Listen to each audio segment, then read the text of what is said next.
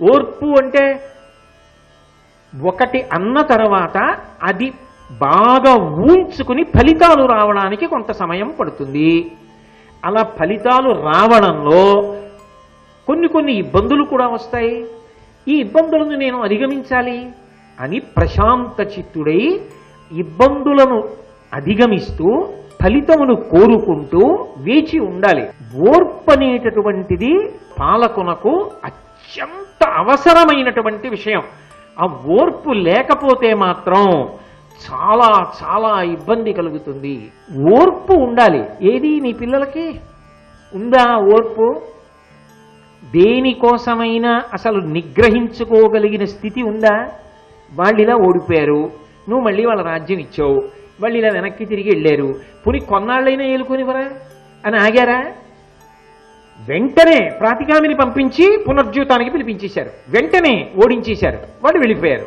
13 ఏళ్ళు పట్టేసుకుందామన్నారు, అయిందా? పట్టుకున్నారా? వాళ్ళ బలం గురించి ఆలోచన ఉందా? అవతలవాడి బలం గురించి ఆలోచన ఉందా? తమ బలహీనత గురించి ఆలోచన ఉందా? ఓర్పు ఉందా? ఏమీ లేదు. ఇప్పుడు వాళ్ళు వచ్చారు, ఇప్పుడు ఏమంటున్నారు? విడిపోదాం, కొట్టేద్దాం, నరికేద్దాం, చంపేద్దాం, నువ్వదే, నీ కొడుకులదే. విడుపు కలుగుటయులేని ప్రభుత్వము కలదే. లోకంలో ఎప్పుడైనా ఒకటి గుర్తుపెట్టుకో ధృతరాష్ట్ర మహారాజా, ప్రభుత్వం అనేటటువంటి దాని యందు నిలవ శబ్దము అన్వయము కాదు. ఒక మనిషి ఉన్నాడు అనుకోండి, కొంత దాచుకుందాం, కొంత దాచుకుందాం, కొడుకులకు కావాలి, కోడళ్ళకు కావాలి, మనవలకు కావాలి అని అనుకోవాలి. ప్రభుత్వం దాచేసుకునే ప్రయత్నం చేయకూడదు. ప్రభుత్వం ప్రజలకి కష్టం లేకుండా తీసుకోవాలి, ప్రజల హితం కోసం ఖర్చు పెట్టేయాలి, అది తిరుగుతూ ఉండాలి. ఆ తిరగడంలో ప్రయోజనాత్మకంగా తిప్పగలగాలి. పుచ్చుకోవడం అంత సౌమ్యంగా పుచ్చుకోవాలి, పెట్టడం అంత ప్రయోజనకరంగా పెట్టాలి. ఆకలి కొన్నవాడికి అన్నం పెట్టడానికి, ఆకలి లేని వేడికి అన్నం పెట్టడానికి తేడా ఉందా లేదా? పెట్టినప్పుడు ప్రతి రూపాయి ప్రయోజనాత్మకంగా పెట్టాలి. ఇంత పెట్టకుండా కొంత దాచేసుకుంటే అన్న ఆలోచన రాకూడదు. కాబట్టి విడిచిపెట్టడంలో అసలు ప్రభుత్వపు మనుగడ ఉన్నది. ఎలా సాధిస్తావు, ఎలా ఖర్చు పెడతావు, ఖర్చు పెట్టి ఇదిగో నేను ఇది సాధించాను రాష్ట్రానికి, ఇది సాధించాను దేశానికి అని నువ్వు చూపించగలిగితే ప్రజలు సంతోషంగా నీ వెంట తిరుగుతారు, ప్రభుత్వం నిలబడుతుంది. అది చెయ్యలేకపోతే దాచుకోవడం, ఇవంతా నాకే, నేను దాచేస్తా అన్నా ప్రభుత్వానికి వచ్చింది ప్రభుత్వంలో ఉన్న వాళ్ళ సొంత ఆస్తిగా మారిపోయినా ఇంతకన్నా నేను చెప్పక్కర్లేదు. అప్పుడు ప్రభుత్వాలు నిలబడమంటే, అధికారాలు నిలబడమంటే నిలబడవు. ధృతరాష్ట్ర మహారాజా విడిచిపెట్టడం చేత నిలబడతాయి. ఒక్కొక్క చోట వదలవలసినవి వదిలేయాలంతే, ఒక్కొక్క చోట పట్టుకోవలసినవి పట్టుకోవాలంతే, పట్టు విడుపు రావాలంతే తప్ప అన్నీ నేను దాచేసుకుంటానన్నవాడు వృద్ధిలోకి రాలేడు. నీ కొడుకులకి ఏమొచ్చు? ఊళ్ళో అన్నీ నావని దాచేసుకుంటారు. ఎందుకు పాండవుల రాజ్యం వీళ్ళకి? పాండవుల రాజ్యం వీళ్ళకే కావాలి, పాండవుల ఐశ్వర్యం వీళ్ళకే కావాలి, పాండవులు మైసభ కట్టించుకుంటే వీళ్ళకే కావాలి, అన్నీ వీళ్ళకే కావాలి. అందరూ ఏడవాలి, నేను ఒక్కడే బాగుండాలి, పొద్దున్న లేచిన దగ్గర నుంచి అవశ్యాన్ని శరీరాన్ని అందరి డబ్బు నాకే రాని, ఇదే ప్రార్థన. ఇంకేం బాగుపడతారా? ఈ త్యాగం లేనివాడికి అభ్యున్నతి ఎక్కడి నుంచి వస్తుంది? ఇప్పుడు చెప్పు.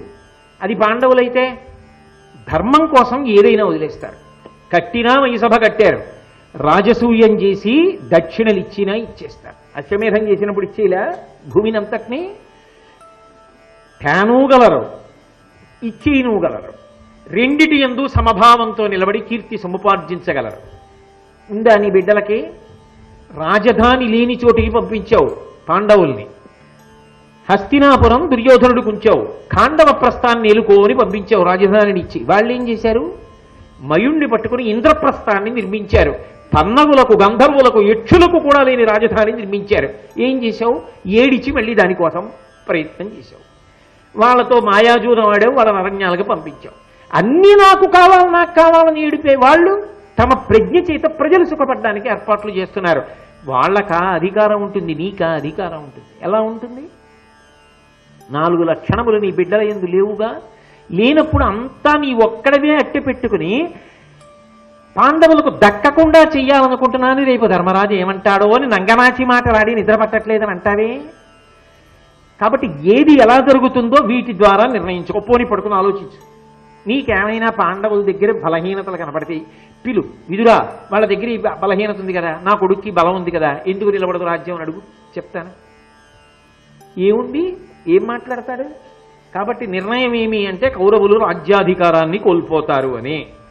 కాబట్టి ఆ పాండవుల వైపు నుంచి, నీ బిడ్డల వైపు నుంచి చూసినప్పుడు నిత్య వినీతులైనటువంటి వాళ్ళు, ఎప్పుడూ కూడా ధర్మాన్ని అనుష్ఠానం చేసేటటువంటి పాండవులు ఉన్నతి పొందుతారు. ధృతరాష్ట్ర మహారాజా,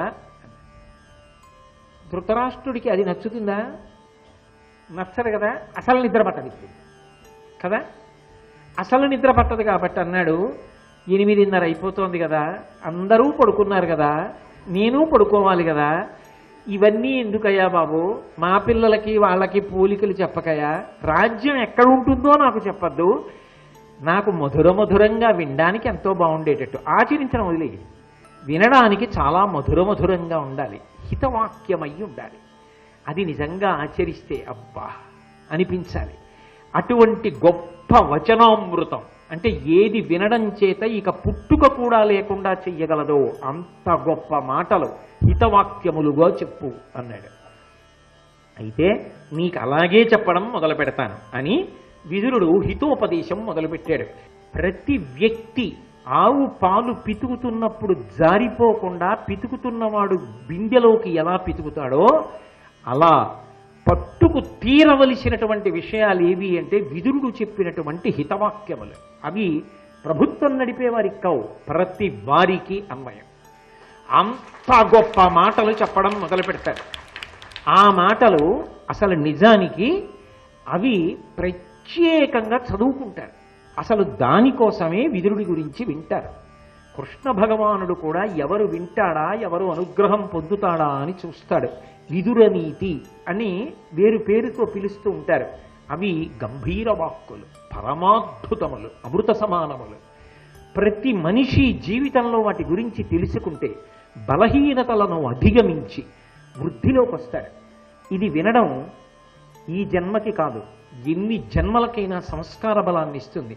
నేను పరిపూర్ణ హృదయంతో చెప్తున్నాను, అంత గొప్ప హితవాక్కులు. సమాజము దేవాలయమైనప్పుడు చెలగాటం ఆడవద్దు. సమాజము దేవాలయమని ప్రయాణం చెయ్యి. సమాజము యొక్క హితము కొరకు పనికొస్తుందా, నేను ఇలా బ్రతకవచ్చా, నేను ఇలా బ్రతికితే రేపొద్దున్న నా బిడ్డలకి ఎలా నేను ఉదాహరణ అవుతాను.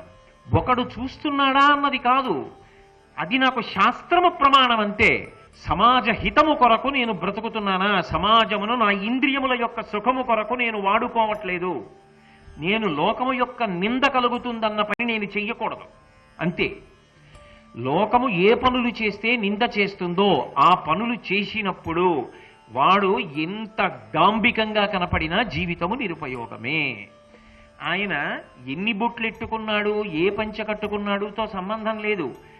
ఆయన ఏ పని చేసినా ఈ పని వలన లోకమునకు హితమా అని ఆలోచన చేయగలిగితే అంతకన్నా గొప్ప విషయం ఇంకొకటి లేదయా. బ్రతుకన్న మాటకు అది అర్థం మనుష్య బ్రతుకికి. ఇది పశువులకు అన్వయం కాదు. నేను ఒక పని చేసేటప్పుడు సమాజము దేవాలయము, నా చుట్టూ ఉన్న సమాజమే దేవాలయం, ఏది చేస్తున్నా ఇది లోకహితమునకు పనికొస్తుంది అని ఎలా నిర్ధారణ చేసుకోవాలి? ఒక్కటే, నేను చేస్తున్న పని ధర్మచట్రములోకి ఇముడుతోందా, అదొక్కటి చూడు చాలు. అది ఇముడుతోంది చేసేయి, ఏం పర్వాలేదు. అది ధర్మచట్రంలోకి ఇమిడింది చెయ్యి, అది ధర్మచట్రంలోకి ఇమడదు చేయవద్దు. నువ్వు సిద్ధాంతాలు చేయకు, దీనివల్ల లోకానికి హితం ఏం తప్పిందండి అని అనకు.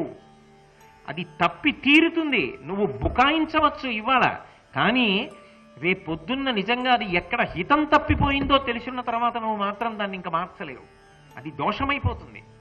ఈ రెండిటిని సమన్వయం చేసుకోవడం జీవితంలో రావాలి సుమా. అలా రెండిటిని కలపడం రాకపోతే ఇబ్బందికి వెడుతుంది. కాబట్టి ఇప్పుడు దేవాలయానికి వస్తే ఏం చేస్తున్నావు? పూజ చేస్తున్నావు. సమాజానికి వెడితే ఏం చేస్తావు? నాకు ఏముందని నేను సేవ చేయనండి అని అడక్కు. నీకు భగవంతుడు పెట్టుబడిగా రెండిటినిచ్చి పంపించాడు. ఏవి ఆ రెండు? 84 లక్షల జీవరాశులలో 83,99,999 ప్రాణులకు భగవంతుడు వాక్కు ఇవ్వలేదు. నాకొక్కడికే వాక్కు ఇచ్చాడు, నాకంటే మనుష్యులకు. నువ్వు ఏ మాట మాట్లాడినా అబద్ధాలు ఆడవద్దు. కాబట్టి సత్యమును పలుకు, పరులకు హితము కలిగేటటువంటి మాట మాట్లాడు. నువ్వు మాట మాట్లాడితే అవతల వాళ్ళ జీవితంలో ఒక చిన్న మార్పు అయినా రావాలి, ఒక మంచి మార్గంలో వాళ్ళు వెళ్ళాలి. అలా మాట్లాడు తప్ప నోట మాట తెల్లవారి లేచిన దగ్గర నుంచి రాత్రి వరకు కపటం కోసం వాడవద్దు. ఆయన ఎవ్వరికీ ఇవ్వనిది నీకు ఇచ్చాడు కాబట్టి తెలియట్లేదు, కానీ అది లేని వాళ్ళకి తెలుసు దాని విలువేమిటో. రామ అని రామనామం చెప్పాలని అనుకుందనుకోండి, ఒక జీవుడు కుక్కలో ఉండి అనగలడా? నేను అనగలను. ఒక హితవాక్కు చెప్పగలిగిన జీవుడు ఒక జంతువులో ఉన్నా చెప్పలేడు, నేను చెప్పగలను. కాబట్టి నువ్వు ఏ మాటలు మాట్లాడుతున్నావో అవి సారవంతములైన మాటలు మాట్లాడి ఆదర్శవంతమైన జీవితాన్ని గడుపు. నిజాయితీగా జీవించడానికి వాక్కు చాలు, సమాజానికి సేవ చేయడానికి ఈశ్వరుడిచ్చిన శరీరం చాలు. నువ్వు సంపాదించిన డబ్బు పెట్టావా పెట్టలేదా పోనీ వదిలిపెట్టు. ఈ శరీరం ఉన్నది, దీనితో నలుగురికి ఉపకారం చేయలేవా? ఓ కష్టంలో ఉన్నవాడికి మేము చేసి పెడతాను లేవా, నువ్వు చేసి పెట్టలేవా? ఏమంటే ఒక్క పద్యం రాసివ్వండి అంటే ఓ పద్యం రాసి పెట్టలేవా? శ్రీరామ మీ చేత్తో మొదట రాయండి, నేను రామకోట రాసుకుంటానంటే ఉత్సాహపరిచి శ్రీరామ నీ చేత్తో రాసి వాళ్ళని ఉత్సాహపరిచి ఇవ్వలేవా? అవతల వాళ్ళు కష్టంలో ఉంటే ఆదుకుని నువ్వు ఉపకారం చేయలేవా? అది జీర్ణమైన వాడు మహాత్ముడు. ఆ భావన జీర్ణమవడం సంస్కారం, దానికి ప్రయత్నం చెయ్యాలి. అది వెంటనే వస్తుందా ఆలోచన? అలా వస్తే నువ్వు చదువుకున్న చదువు సార్థక్యం, మనుష్య జన్మ సార్థక్యం. కాబట్టి బ్రతుకుట అన్న మాటకి ఏదో త్యాగం చెయ్యాలనుకో. ప్రతిరోజు కనీసం ఒక్క 10 నిమిషాలు నీ శరీరము వలన ఇంకొకరి శరీరమునకు కలగవలసిన ఖేదము తగ్గుతోందా? కాబట్టి జనులకు ఒడబాటకు విధమున నడచుచు లోక నింద్యముల నుడుగుచు. ఒక మనిషి శరీరం వదిలిపెట్టేశాడు అనుకోండి, కనీసం ఒక 100 మంది వచ్చి ఏమి బ్రతికాడండి మహానుభావుడు, ఆయన వల్ల మేము ఇది నేర్చుకున్నామండి అన్నారనుకోండి, అది బ్రతుకు. ఆయన చనిపోయాక మేం పట్టుకుంటాం, అంతకన్నా మేము ఆయనకి చేయగలిగింది ఏమిటి అని ఆయన పట్టుకున్నారనుకోండి, అది ఆయన బ్రతుకు. మనిషి ఎలా బ్రతికాడన్నది మరణమునందు మహాతీర్పు. కామకోటి పీఠాధిపత్యం వహించిన చంద్రశేఖరేంద్ర సరస్వతి మహాస్వామి వారు బ్రహ్మీభూతులయ్యారు అన్న వార్త తెలియగానే దేశం నలుమూలల నుంచి, కులమతాలతో సంబంధం లేదు, ఎక్కడెక్కడి వాళ్ళు వచ్చి బారులు తీరారు. కాంచీపురంలో కన్నుల నీరు పెట్టుకున్నారు, 1000 మంది అన్నం మానేశారు. అది జీవితం. అలా బ్రతకగలగాలి. అలా బ్రతకగలగడానికి 2 మార్గములను విదురుడు ఉపదేశిస్తున్నాడు. సమాజమును దేవాలయం చేసి నువ్వు చేస్తున్న పని సమాజ హితమునకు పనికొచ్చేదేనా? కాదు, చెయ్యవద్దు. ఇప్పుడు నాకు చెప్పండి, విదుర నీతి ఎవరికి పనికొస్తుంది? కళాశాలలో చదువుకునే పిల్లల దగ్గర నుంచి అందరూ విదుర నీతి వినవలసిందే. కాబట్టి లోక నింద్యముల నుడుగుచు మీదని ఒకని కలిమి కులుకక. 3వ విషయం చెప్తున్నాడు, ఎలా బ్రతకాలి అన్నది చెప్తున్నాడు. అసూయ వలన నువ్వు పొందగలిగినది లేదు. ఏ రంగంలోనైనా సరే నీకన్నా ధనికుడు కనబడ్డాడు, మహానుభావుడు ఎంత కష్టపడి సంపాదించాడో, ఆ పూర్వీకులు ఎంత శ్రమ చేసి సంపాదించారో, ఔదార్యముతో ప్రవర్తించు. ఒక అధికారి కనబడ్డాడు, మహానుభావుడు ఎంత చదువుకున్నాడు, ఎంత కష్టపడుతున్నారో, నాదేముంది, ఓ గుమాస్తా ఉద్యోగంలోనో ఓ చిన్న అధికార పదవిలోనో ఉన్నాను కాబట్టి సాయంకాలం అయ్యేటప్పటికీ దులుపుకు పోతాను. కానీ ఆయన రాత్రింబవళ్ళు నిద్రపోతూ కూడా ఎంత కష్టపడుతున్నారో, ఎంత శ్రమ పడితే ఆ స్థానంలో కూర్చుని తట్టుకోగలుగుతున్నారో. ముందు నేను ఒక వ్యక్తిత్వాన్ని సముపార్జించుకుంటున్నాను. అసూయతో ఎన్నాళ్ళు బ్రతుకుతాం? నీకన్నా అధికులు కనపడకుండా సమాజం అన్న దాంట్లో ఎలా ఉంటుంది? ఉంటారు అధికులు. ఆ అధికుల యొక్క ప్రజ్ఞాపాఠవాలకి 2 చేతులు ఎత్తి నమస్కారం చేసి బ్రతకడం నేర్చుకో. అంతేకాని అసూయ చెంది నీకన్నా గొప్పవారైన వారందరి మీద అసూయ పెంచుకుంటే దాని వలన నీకొచ్చే ప్రయోజనం ఏమీ లేదు. ఎప్పుడూ మండిపోతూ ఉంటుందంతే గుండె.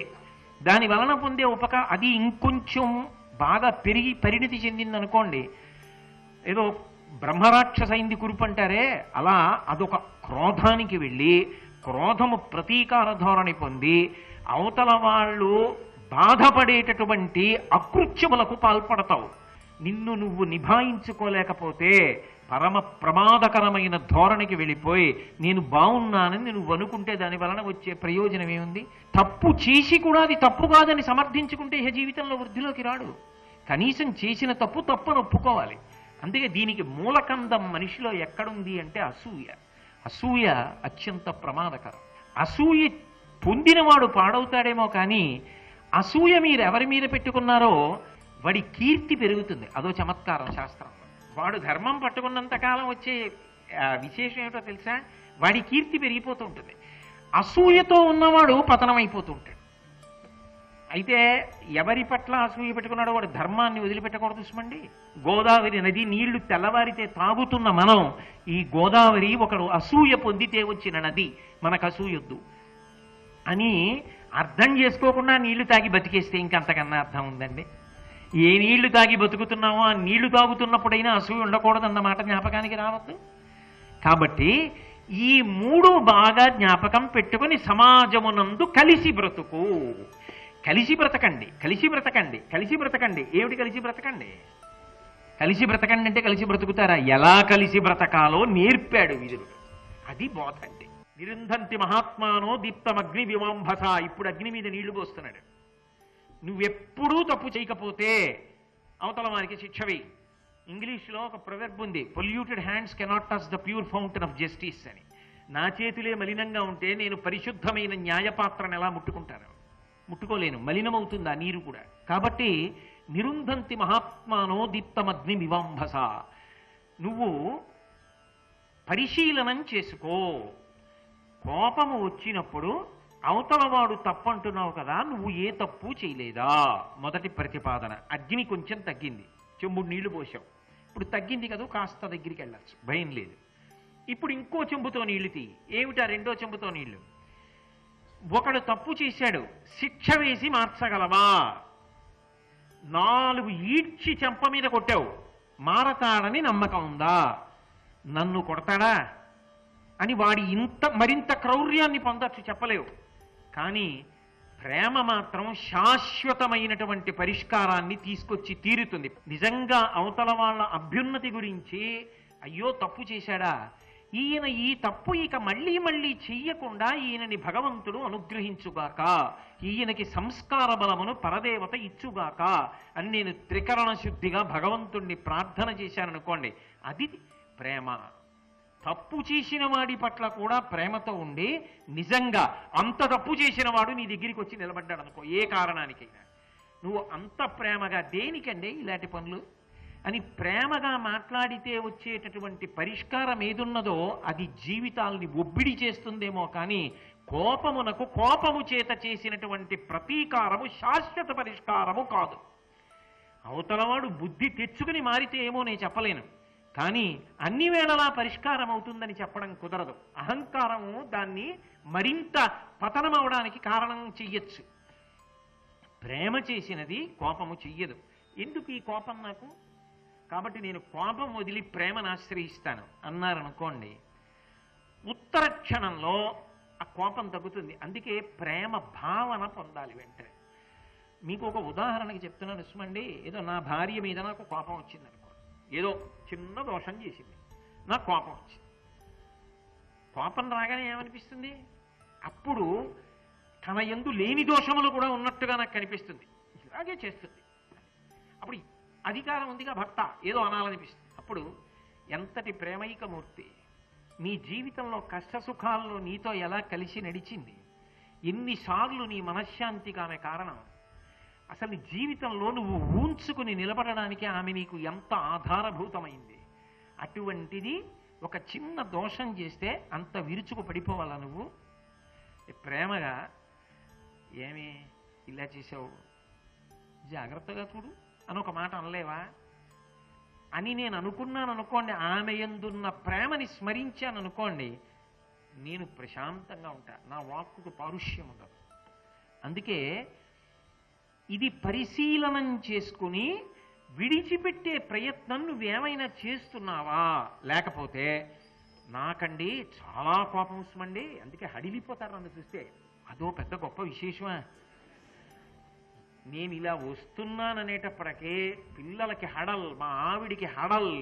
నేనున్నంతసేపు ఇంటెన్సివ్ కేర్ యూనిట్లా ఉంటుంది మా ఇల్లు. ఏమిటి దానివల్ల గొప్ప? ఏమిటది గొప్ప?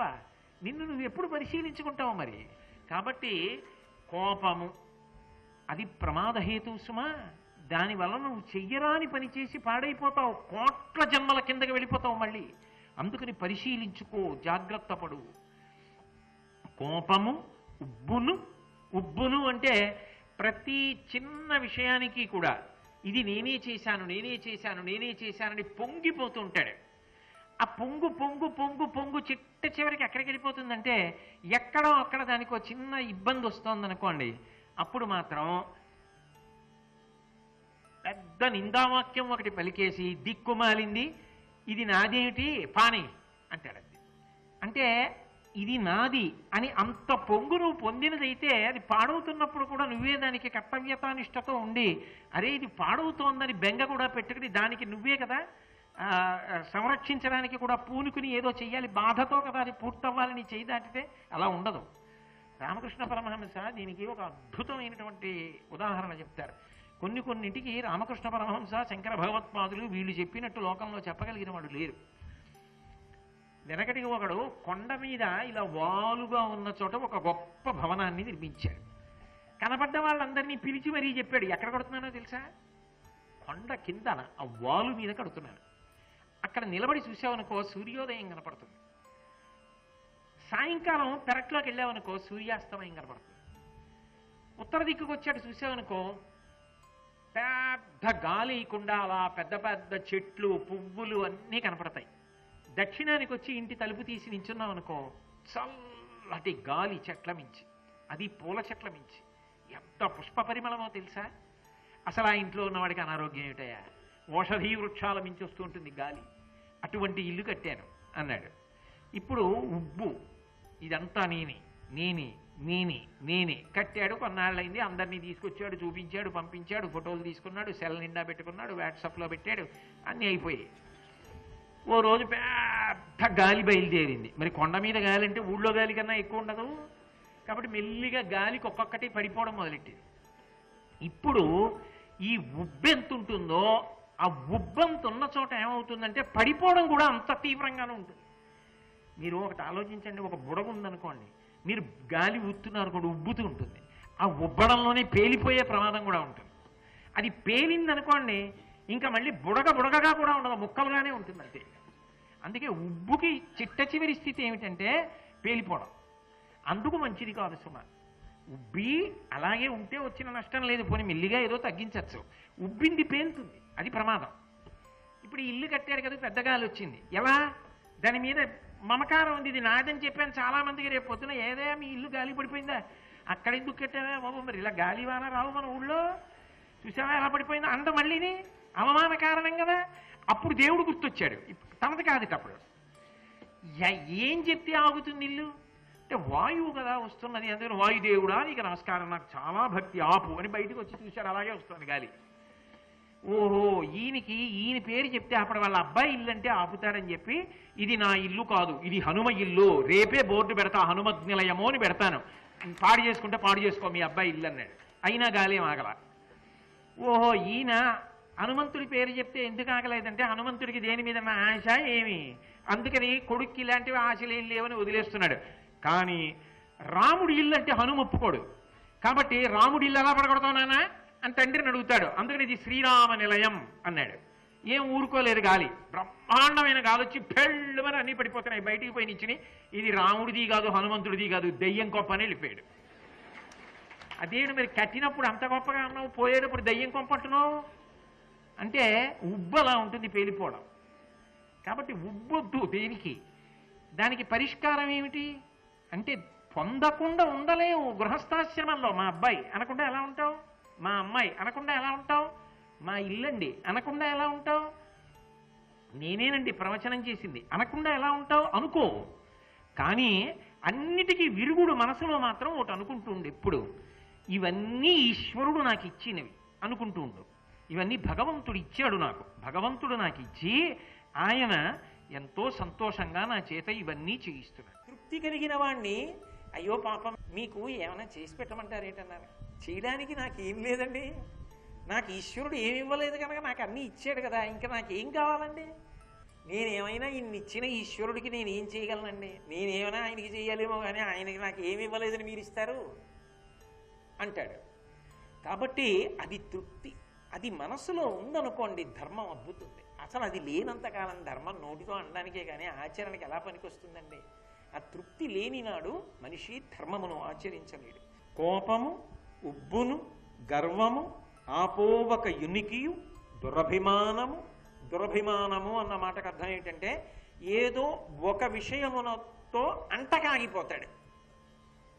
మీకు తేలిగ్గా అర్థం అవ్వాలంటే కొంతమంది చూడండి, ఆ వ్యక్తిత్వంలో ఉండేటటువంటి బలహీనత. ఇప్పుడు ఏదో గోరు చుట్టేసింది, దానికో నిమ్మకాయ ఎట్టమన్నారు ఎవరో, నిమ్మకాయ ఎట్టారు. ఏమండి కాఫీ తాగుతారా? ఏమిటి తాగను, ఈ గోరు చుట్టూ. స్నానం ఎలా చేయను, గోరు చుట్టూ. ఇవాళ ఆఫీస్ ఏం వెళ్ళను, ఈ గోరు చుట్టూతో ఏం రాయను. వాడికి మీరు ఏం చెప్పండి, ఆ గోరు చుట్టే. శ్రీ ఉమామహేశ్వర పరబ్రహ్మార్పణమస్తు. స్వస్తి.